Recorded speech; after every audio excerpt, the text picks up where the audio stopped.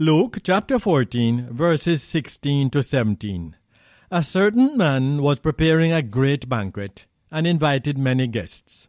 At the time of the banquet, he sent his servant to tell those who had been invited, "Come, for everything is now ready." Today we continue the discussion we began last week about our responsibility as Christians to share the gospel with our world. In the parable recorded in Luke chapter 14, verses 16 to 23, Jesus tells us that a beautiful banquet was prepared by a man for his invited guests. And when everything was ready, he sent his servant to call the guests. All of them began to make excuses as to why they could not attend. So the master sent his servants into the streets and alleys to bring in the poor, the crippled, the blind and the lame to come and enjoy the banquet.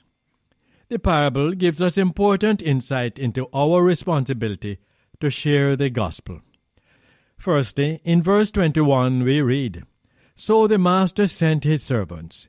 If we are servants of the Lord Jesus Christ, it is our job to share Christ and to issue the invitation to his banquet of salvation. Secondly, verse 21 shows who we are to go to. We are to go and reach the poor, the physically poor, materially poor, and spiritually poor. All persons are poor without the Lord Jesus Christ. Thirdly, verse 21 shows when we are to go. We are to go quickly. There has never been an opportunity better than right now. And fourthly, verse 22 shows how we are to go. This is what is recorded.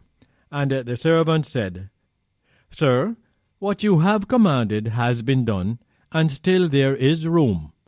And the master said to the servant, "Go out to the highways and hedges, and compel people to come in." We are supposed to go and share the gospel in every form and fashion, with every kind of method that we can use that honors God. God has prepared the banquet of salvation. Are you willing to be his servant, going to a spiritually hungry world and extending his invitation to come in and dine with him for eternity? Please join us next week.